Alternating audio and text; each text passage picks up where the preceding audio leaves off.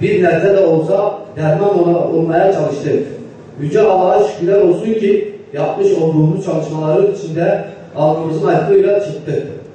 Değerli katılımcılar, Cenab-ı Allah esirgesin. Ama şunu çok iyi bilmeliyiz ki her bir insan engelli adayıdır.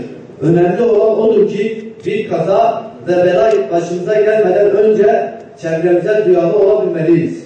Taraftarı olduğumuz takıma, sevdiğimiz bir sanatçıya veya ticaretçisi olduğumuz sigaraya verdiğimiz değeri hepimizin başı tacı olan engelli vatandaşlarımıza göstererek önündeki engelleri kaldırmak için çorbada bizim de tuzumuz bulunması gerekmektedir.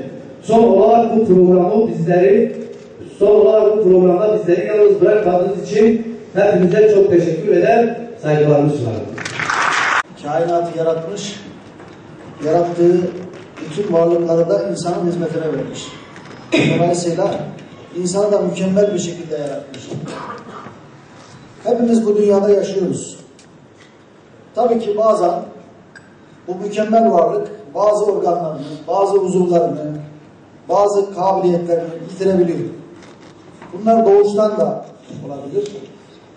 Dünyada karşılaşmış olduğu sıkıntılar, olaylar, kazalar, trafik kazaları, iş kazaları gibi sebeplerle de sonradan da kazanılmış olabilir. Dolayısıyla engelli olmak, daha önceki tabiriyle özürlü olmak, engelli olmak, toplumumuzda, bütün toplumlarda olabilen, insanların başına gelebilen hadiselerdir. Dolayısıyla bu insanlarımız da insan olma vasıflarından hiçbirisini kaybetmiş değillerdir. Sadece hayatları biraz zorlaşmaktadır.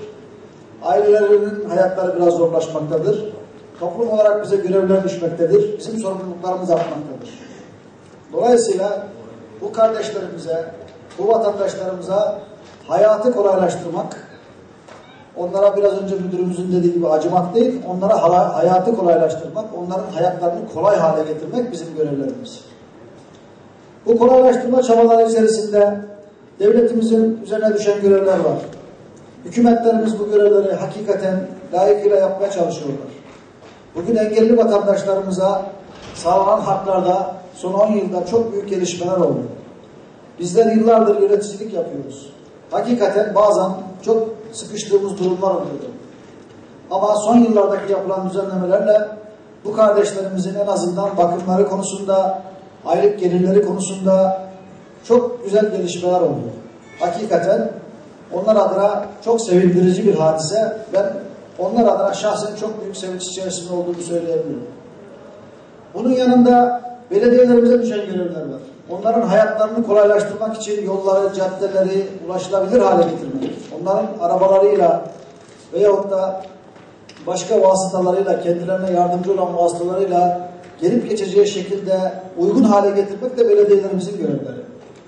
Onlarda da büyük duyarlılıklar yaşanmaktadır. Onlar da yeni yaptıkları düzenlemelerde mutlaka bunlara yer vermekte, onların hayatını kolaylaştırmak için gerekli tüm çabaları sergilemektedirler. Her şey düzgün mü? Değil. Ama bu yolun başındayız, ortasındayız, sonuna kadar da inşallah gideceğiz. Vali Yardımcısı Mutlu Akyol'u huzurlarınıza davet ediyoruz.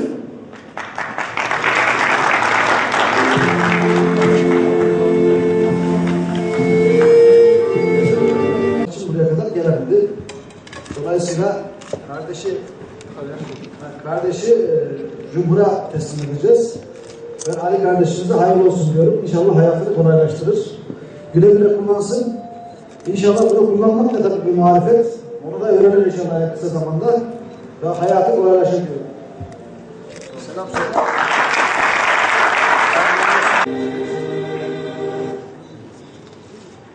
Bu organizasyonu yapan kardeşlerime huzurlarınızda teşekkür ediyorum.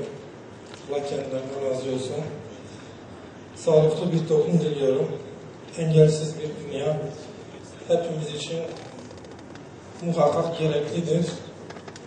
Bu organizasyonda yardımsever olan bütün kardeşlerime huzurlarınızda teşekkür ediyorum.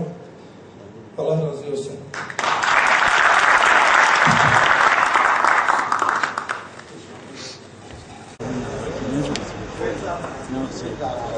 Sağ olun. Şad